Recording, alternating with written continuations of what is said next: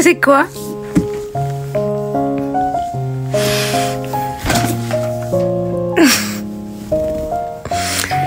T'es sérieuse là? Ouais, je suis enceinte, j'ai fait une prise de sang. Et hier, j'étais avec ma sage-femme.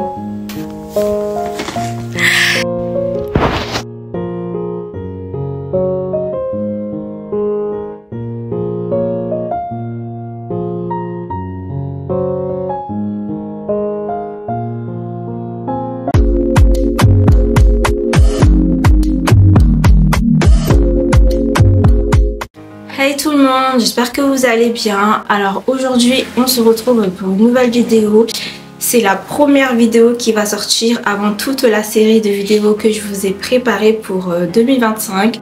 De base cette vidéo devait sortir début janvier, mais j'ai décidé de la publier maintenant parce que j'en avais envie. Et vu que je vais vous poster d'autres vidéos en janvier, je me suis dit pourquoi pas la poster maintenant.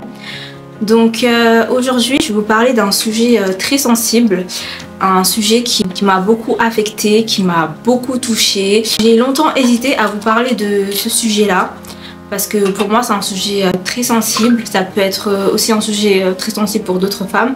Donc après, si il y a certaines femmes qui ne se sentent pas à l'aise avec ce sujet, je vous prie de partir et de regarder mes prochaines vidéos parce que c'est vrai que c'est pas facile à raconter et c'est pas facile à vivre aussi.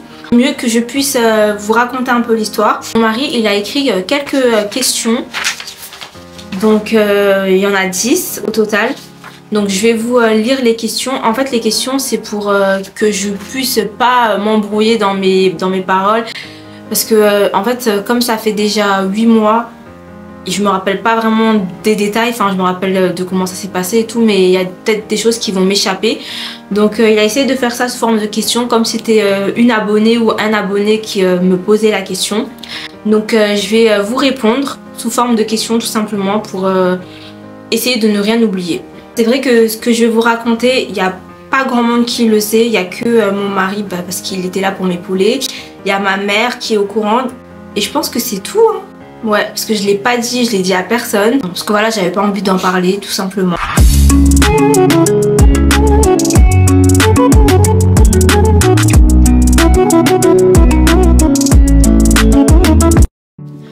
Donc on rentre dans le vif du sujet. D'abord, avant de vous raconter l'histoire, je tiens à préciser que ce que je vais vous raconter, c'est pas la même chose que ce que j'ai vécu. Faut savoir que j'ai perdu la perte de mon enfant. Pour moi, c'est quelque chose qui m'a vraiment beaucoup bouleversée, qui m'a vraiment beaucoup touchée, affectée. Aujourd'hui, quand j'arrive à en parler, mais avant, j'arrivais pas à en parler. C'était vraiment très dur. Je pense que le deuil, on vit avec, mais le deuil, on le fait pas vraiment en fait. Du coup, ce qui m'est arrivé, c'est deux choses différentes. Voilà, je tenais juste à préciser que c'est deux choses différentes. J'ai perdu mon bébé, j'ai accouché, je l'ai perdu. Et il s'est passé autre chose suite à ça. Avril 2024, là on est en décembre 2024. Donc ça fait déjà 8 mois. Donc ça fait déjà 8 mois que les faits se sont produits. Je suis tombée enceinte bien avant. Et je l'ai su le jour de l'Aïd. Je sentais que j'étais enceinte mais j'étais pas sûre. En fait à chaque fois je voulais faire un test de grossesse mais je le faisais pas. Et du coup le jour de l'Aïd j'ai fait un test de grossesse et il s'avère que le test de grossesse était positif. J'ai su, j'étais contente, mon mari aussi. Mais on était quand même mitigés parce qu'on avait peur par rapport à ce qui s'était passé précédemment. Faut savoir que je suis tombée enceinte 4 mois après que j'ai accouché. Donc c'était pas facile à vivre une nouvelle grossesse. Après moi j'avais pas envie de me protéger parce que j'estime que je suis mariée. Donc on s'est toujours dit moi et mon mari que s'il y a quelque chose qui doit arriver c'est que c'est Dieu qui l'a voulu. Vu qu'on désirait avoir un enfant, peut-être pas tout de suite, mais vu que c'était dans notre projet, donc voilà, on s'est dit on laisse la nature faire les choses. Du coup je suis tombée enceinte, alhamdoulilah, franchement on était contents mais on avait peur. Et après ça, il y a la fête de l'Aïd et tout, donc on l'a su. Et on est parti en vacances, c'était prévu qu'on parte en vacances du coup au camping. Ceux qui me suivent sur Snap, ils ont vu qu'on était parti en vacances. Que s'est-il passé? Donc on est parti au camping, c'était 6 heures de route. Donc on a pris l'autoroute et on est parti. Et pendant les vacances ça s'est bien passé. Moi je voulais faire de l'équitation mais après on m'avait déconseillé d'en faire vu que c'était vraiment un tout début de grossesse. Du coup j'en ai pas fait. Et alors que j'avais toujours les mêmes douleurs que j'avais quand j'ai perdu mon bébé. C'est-à-dire j'avais des douleurs au bas du ventre, des fortes douleurs, mon ventre qui me tirait tout le temps, j'avais du mal à marcher. Dès que je marchais, je sentais qu'il y avait quelque chose de très très lourd qui me faisait très très mal en bas. Enfin bref, j'avais plein de problèmes et ça s'était pas du tout arrangé. Au début de la grossesse, et ben, c'était exactement les mêmes symptômes que j'avais eu pour mon bébé. Donc j'essayais vraiment de me ménager le maximum. Et du coup on a même bien passé les vacances. Et quand j'essaie de rentrer, on est tombé en panne. On n'avait pas encore pris l'autoroute, qu'on était tombé en panne sur la route. Du coup on a appelé le dépanneur. Du coup le dépanneur il est venu. Il a pris notre voiture et on a dû attendre un taxi pour nous rapatrier à la maison. Et pendant qu'on attendait, franchement c'était long. On a attendu plus de 2 heures le taxi et j'étais super fatiguée, j'avais le ventre qui commençait à me tirer, mes enfants ils avaient faim, enfin c'était vraiment une galère. Et du coup le taxi il est arrivé vraiment tard et pendant le trajet j'ai eu très très mal au ventre, mais vraiment j'ai eu une douleur mais comme pas possible, j'avais tellement mal. Faut savoir que on a roulé plus de 6 heures de route. Parce qu'on est parti chercher un restaurant, c'était le soir en fait, et le McDo, les restaurants ils étaient tous fermés, on n'a pas encore pris l'autoroute, du coup c'était la route et on a essayé de trouver un restaurant ouvert parce que les enfants ils avaient hyper faim et moi-même j'avais faim et tout était fermé et du coup on a perdu du temps et moi j'avais le ventre qui me faisait mal, qui me tirait, enfin c'était vraiment une galère. Et du coup arrivée à la maison j'ai pu me reposer mais j'avais tellement mal au ventre et 2 jours après je me suis réveillée le matin, j'ai perdu du sang et j'ai commencé à avoir hyper peur. Enfin, dès que j'ai vu du sang, j'ai commencé à paniquer, mon mari il était là. Et dans ma tête direct, je me suis dit, ça y est, je suis en train de faire une fausse couche. En fait, direct dans ma tête, je me suis même pas dit que c'est autre chose. Direct dans ma tête, je me suis dit, ça y est, je sens que je suis en train de faire une fausse couche. Enfin, pour moi, c'était sûr que c'était ça. Du coup, on est parti d'urgence à l'hôpital. Arrivé là-bas, on a fait une échographie parce qu'en urgence, quand on est en urgence, le mari ne peut pas nous accompagner. Donc, on m'a fait une échographie et on m'a dit que tout allait bien, qu'il y avait toujours l'embryon, qu'il y avait le cœur qui battait. Donc moi ça m'a un peu soulagée mais j'étais pas tranquille. Donc je suis rentrée à la maison. On m'a dit que si je continuais à saigner, il fallait que je retourne à l'hôpital. Et donc ça s'est arrêté les saignements, mais le lendemain matin, toujours pareil, j'ai eu d'autres saignements encore plus forts, mais c'était vraiment des... Voilà, c'était vraiment des grosses plaques. Donc on est retourné à l'hôpital et j'ai pleuré. J'étais en train de pleurer, rien que j'étais dans l'ascenseur, je pleurais parce que je savais déjà que c'était... Pour moi c'était évident que c'était une fausse couche. Donc je suis arrivée à l'hôpital, j'arrêtais pas de pleurer et il s'avère qu'elle m'a confirmé que c'était une fausse couche. Et voilà, elle m'a dit que c'était fini, qu'il ne pouvait plus rien faire. Il fallait laisser la nature faire les choses. Et du coup, on m'a pas donné de médicaments parce qu'il faut savoir que quand on fait une fausse couche, on peut vous donner des médicaments pour pulser le fœtus. Mais moi, tout s'est fait naturellement. Je suis rentrée à la maison et en fait, le fœtus il s'est expulsé tout seul, en fait, naturellement. Et c'était très dur à vivre parce que j'ai tout vu en fait. J'ai vu tout ce qui s'est passé, comment le processus il s'est passé. Je l'ai vécu très très mal. Mon mari il était là, heureusement qu'il était là pour me soutenir. Tout en sachant que je venais de perdre mon bébé quelques mois avant. Et certes, j'ai pas accouché le bébé. Certes, je ne l'ai pas vu parce que c'était encore un fœtus. Mais à ce stade-là, il y avait déjà le cœur, les battements du cœur, je les ai entendus et ça m'a quand même fait beaucoup de mal. Donc je l'ai très mal vécu. C'est pour ça qu'à un moment j'avais écrit sur Snap que j'allais disparaître un peu. J'ai pris du temps pour moi. J'étais partie des réseaux sociaux parce que j'avais vraiment besoin de me ressourcer. Et bref, je l'ai très très mal vécu. Donc ça tombe bien parce que la deuxième question c'est comment l'as-tu vécu? Alors comme je vous ai dit, je l'ai très très mal vécu. C'était dur parce que je venais juste de perdre mon bébé. Enfin, on venait de perdre notre bébé. Et c'était pas facile du tout. parce que j'y pensais tout le temps, j'arrêtais pas de pleurer et surtout que je perdais tous les jours je perdais du sang et du coup bah je voyais en fait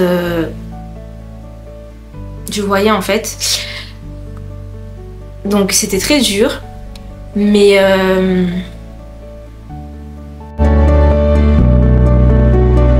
c'était très dur mais après je peux pas comparer en fait la perte de mon bébé à la fausse couche. Parce que pour moi, après je sais que pour d'autres femmes ce n'est pas pareil, mais moi je parle juste pour moi. Moi je sais que la perte de mon bébé, je l'ai vraiment vécu mais comme... En fait c'était comme si j'étais en train de mourir avec mon bébé. J'ai ressenti une douleur que jamais je n'ai ressentie de toute ma vie. Même la douleur de l'accouchement, c'est rien comparé à ce que j'ai ressenti. J'ai fait une fausse couche, j'ai eu mal, j'y pensais tout le temps. Mais je n'ai pas eu... comment vous dire? On va dire que les deux douleurs ne sont pas pareilles en fait. La douleur que j'ai ressentie quand j'ai fait la fausse couche n'est pas du tout la même que celle que j'ai eue quand j'ai accouché et que j'ai perdu mon bébé. Ce sont deux douleurs différentes. Les deux, c'est des douleurs, j'ai souffert pour les deux, mais ce sont deux douleurs différentes. Pour moi, c'est pas les mêmes douleurs en fait.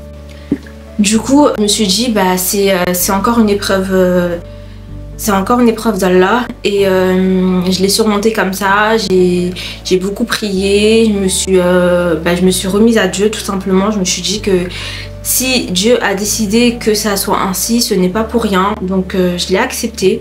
Certes, j'en ai pleuré, certes, ça m'a fait mal, mais je l'ai accepté parce que de toute manière, j'ai pas d'autre choix que d'accepter. Donc je me suis dit... bah, c'est une nouvelle épreuve, il faut que je la surmonte.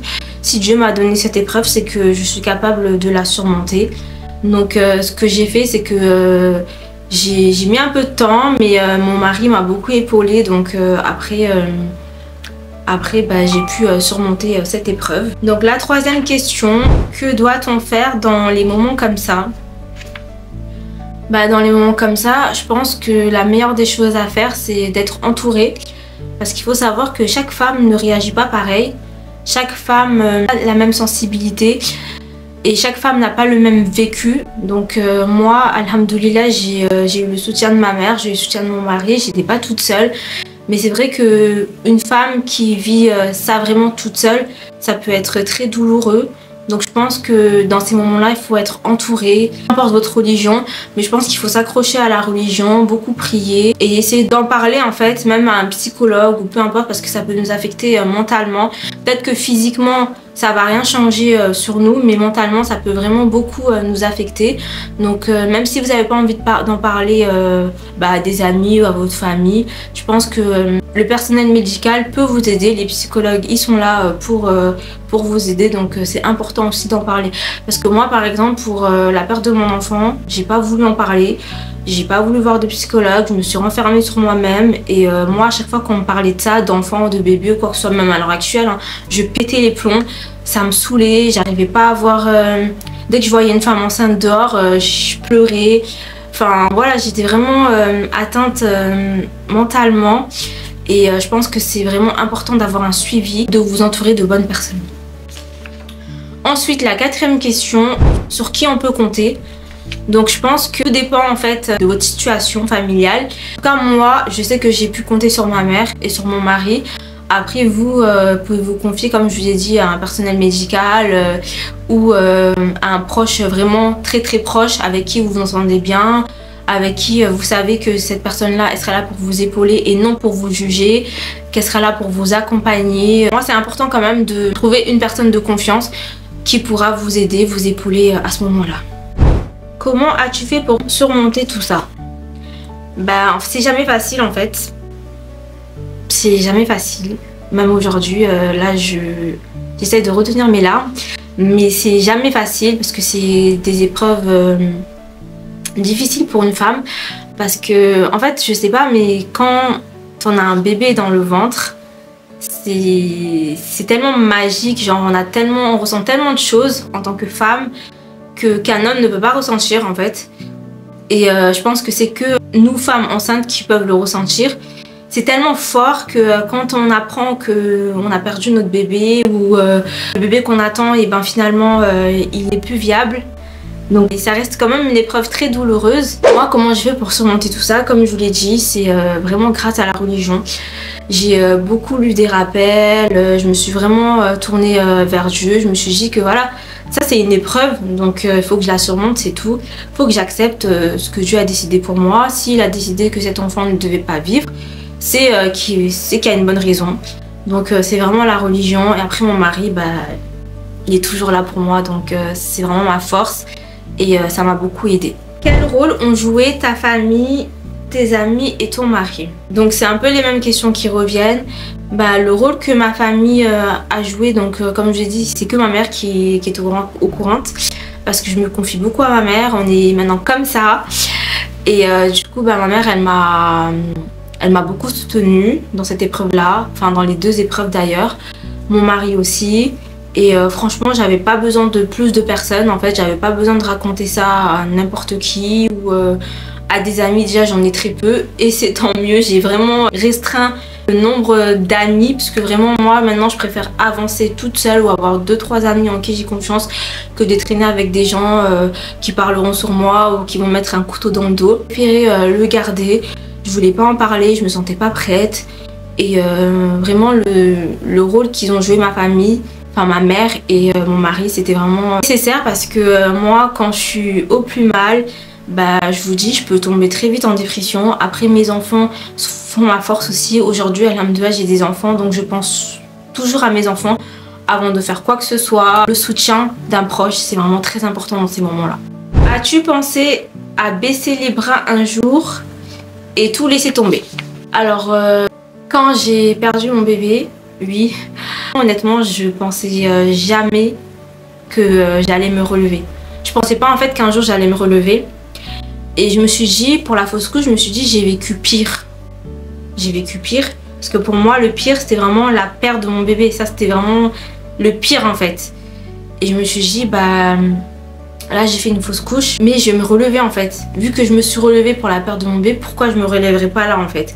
J'ai pas pensé à baisser les bras. Je me suis dit en fait que si ça devait pas arriver maintenant, ça arrivera plus tard. Que je me suis toujours dit que j'ai confiance en Dieu, quoi qu'il arrive, quoi qu'il advienne, quoi qu'il en soit, c'est Dieu qui fait les choses. De base, je suis pas du tout patiente. Enfin, je me suis dit que la patience, ça sera ma plus belle récompense. Je me suis pas plaint en fait. Je me suis dit, bon, j'ai pleuré, j'étais mal, mais je me suis dit, bah si c'est pas aujourd'hui, ça sera demain. Et voilà. En fait, j'essayais toujours de rester positive, malgré la douleur. Et parce qu'en fait, si je sombre, et ben c'est pas bon. Donc j'essayais toujours de rester positive. Après, j'étais bien entourée, donc il n'y avait pas de raison à ce que je sombre. Qu'est-ce qui t'a le plus donné de la force pour ne rien lâcher et aller de l'avant? C'est mes enfants. Tout simplement.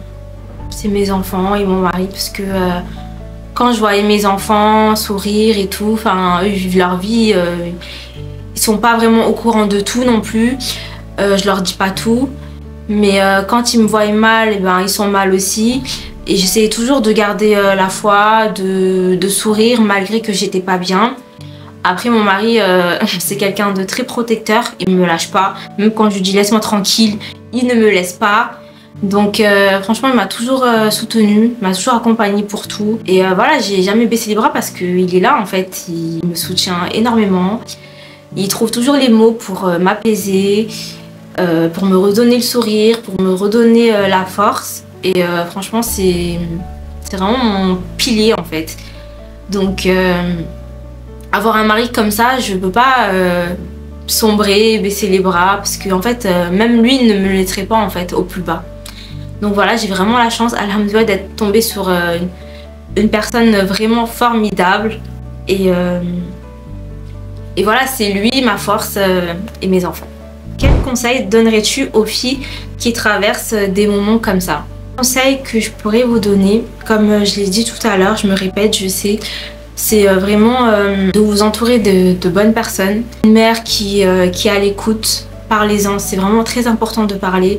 Même si vous voulez pas parler, écrivez. Moi, j'ai beaucoup écrit quand j'ai perdu mon bébé. Oh là, ça y est, je pleurais. perdu mon bébé, j'ai beaucoup écrit. J'ai écrit dans notes, dans mon téléphone. J'avais pas vraiment spécialement envie de parler à quelqu'un. En fait, les psychologues, j'en voulais pas du tout. Mon mari, des fois, il me parlait, je lui répondais pas. En fait, c'était le vide. Genre, mon regard, il était vide. Et du coup, moi, ce qui m'a apaisé un peu, c'est d'écrire, l'écriture. Donc si vous n'avez pas un proche ou si vous n'avez pas envie de parler à un spécialiste comme moi, écrivez. Franchement, ça aide, ça libère. Et la parole ici, d'ailleurs, ça aide, ça libère. Mais après, on n'est pas tous pareils. Un autre conseil que je pourrais vous donner, c'est de ne jamais abandonner. Parce que je sais qu'il y a des femmes qui ont du mal à concevoir. Et il y en a qui passent par plusieurs étapes pour avoir un bébé. Je sais qu'il y a des femmes qui en souffrent, parce que j'en connais, qui pour elles c'est très difficile. Et moi, le conseil que je peux vous donner, c'est de ne jamais perdre espoir, parce que souvent c'est quand on s'y attend le moins que ça arrive. Parce que là, moi j'ai perdu mon bébé, mais je savais pas du tout que j'allais retomber enceinte 4 mois après. Je m'y attendais pas du tout. Et comme on n'a rien programmé, moi et mon mari, c'est arrivé, c'est arrivé. Donc vraiment, dites-vous qu'il y a une bonne étoile, que Dieu est là, priez, faites-vous confiance. Et voilà, tout ira bien. Mais surtout, ne jamais perdre espoir et ne tombez pas dans la dépression parce que c'est pas bien. As-tu autre chose à rajouter? Non, je pense que j'ai fait le tour. Après, il faut savoir que cette vidéo de base, je voulais pas trop vous en parler parce que j'avais peur d'être jugée un peu. Enfin, le jugement, je m'en fiche. Mais c'était plus en mode, t'as vu, il t'est arrivé ça parce que si, parce que ça. Non, en fait, non. Avec des si, on refait le monde. C'est que Dieu l'a voulu, en fait. Et pour moi, c'est pas un mal. J'ai rien fait de mal, en fait. Pour moi, c'est pas un mal parce que c'est Dieu qui donne la vie et qui reprend. Donc en soi, c'est pas un mal. Donc après, il y en a qui vont dire que c'est un malheur et tout, alors que pour moi, c'est pas un malheur. C'est une épreuve d'Allah et je l'ai prise et je l'ai acceptée. C'est un sujet assez sensible, c'est pas facile à en parler. Il y a des personnes qui ont vécu des événements similaires aux miennes. N'hésitez surtout pas à m'écrire sur les réseaux sociaux. Je suis très active sur Snap, sur Instagram. Et sur TikTok d'ailleurs, enfin sur TikTok je réponds pas trop aux messages parce que je les vois pas souvent. Mais si vous voulez m'écrire vraiment, écrivez-moi sur Snap. Je suis très active sur Snap. Et moi ça me dérange pas du tout d'échanger. Si c'est dans la bienveillance bien sûr. Après ça reste toujours un sujet très sensible bien évidemment. J'ai décidé de me confier à vous parce que je me sentais prête. J'avais envie d'en parler. Et je pense que ça me libère aussi à moi de vous en parler. Ça me libère aussi d'un poids parce que depuis j'en ai pas vraiment parlé. À part écrire sur notes, j'en ai pas parlé plus que ça. Il y a juste ma mère qui est au courant et mon mari. À travers ma vidéo, peut-être que ça va en aider plus d'une. Peut-être que ça va redonner confiance aux femmes qui n'arrivent pas à concevoir ou qui ont perdu espoir d'avoir un bébé. Parce qu'il faut savoir que il y a des femmes que je connais qui ont fait plusieurs fausses couches. Mais vraiment plusieurs qui font des fausses couches à répétition. Ça doit être très douloureux pour elles. J'imagine même pas la douleur, ce qu'elles doivent ressentir. Parce que quand tu as envie de quelque chose, quand tu veux quelque chose et que tu n'arrives pas à l'avoir, c'est très difficile surtout de vivre des fausses couches à répétition. Ça doit être très éprouvant en tant que femme. Donc après, s'il y a des femmes qui se voient en moi, j'espère que ça va leur donner confiance et que ça va leur redonner espoir de pouvoir concevoir. Parce que c'est vrai que un bébé, ça apporte de la joie, du bonheur dans un couple, surtout quand vous n'avez pas encore d'enfant avec votre conjoint. Donc je sais ce que c'est. Et du coup, je vous donne mon soutien, je vous donne toute ma force. Et j'espère, Inch'Allah, que vous pourrez concevoir. Nous, après cet événement-là, on n'est pas pressé. On laisse faire les choses. Si ça vient, ça viendra. Si ça vient pas, c'est que Dieu a décidé que c'est pas le bon moment, tout simplement. Je pense que j'ai fait le tour de ce que je voulais vous parler. J'espère que j'ai pas été trop longue. J'espère que j'ai pas trop blablablaté. Après, j'ai du mal à trouver mes mots. Parce que comme j'ai dit, c'est un sujet très très sensible. Mais j'espère que dans mes paroles, j'ai pas dit des choses qu'il fallait pas. Après, je voulais juste vous dire de ne jamais juger la douleur d'une femme. Vous savez pas en fait ce qu'une femme elle ressent. C'est pas parce qu'elle sourit, c'est pas parce qu'elle rigole, ça veut dire que tout va bien. Vous savez, il y a des femmes qui gardent tout en elles en fait, qui n'ont pas envie de montrer qu'elles sont tristes, qui n'ont pas envie d'exprimer leurs sentiments. On peut perdre quelqu'un de très proche et rigoler et sourire le lendemain en fait. Chaque personne vit son deuil à sa manière et je pense qu'on ne doit pas être là pour juger une personne qui a perdu un être cher ou même qui est en train de vivre un deuil. On doit juste être là pour les accompagner, pour les soutenir si on en a envie, ou sinon on les laisse faire leur deuil à leur manière, parce que juger une personne qui est en plein deuil, nous on sait pas ce que cette personne elle ressent. Pour moi en fait, des fois les filles, vous devez tourner 2 fois votre langue avant de parler, parce que des fois vous pouvez dire des choses qui peuvent blesser une personne, surtout quand une personne elle vient de perdre un enfant. Des choses à ne pas dire en fait, parce qu'il y a des choses qui peuvent vraiment blesser la personne. Donc des fois je pense que ça serait mieux pour certaines personnes de se taire en fait, tout simplement. Voilà, on va clôturer cette vidéo. Je pense que j'ai fait le tour de tout ce que je voulais vous dire. N'hésitez surtout pas à vous abonner à ma chaîne, à partager, à commenter, à liker et à activer la cloche de notification. Je vous souhaite à tous et à toutes de passer de bonnes fêtes de fin d'année. Prenez soin de vous et à très bientôt. Bisous!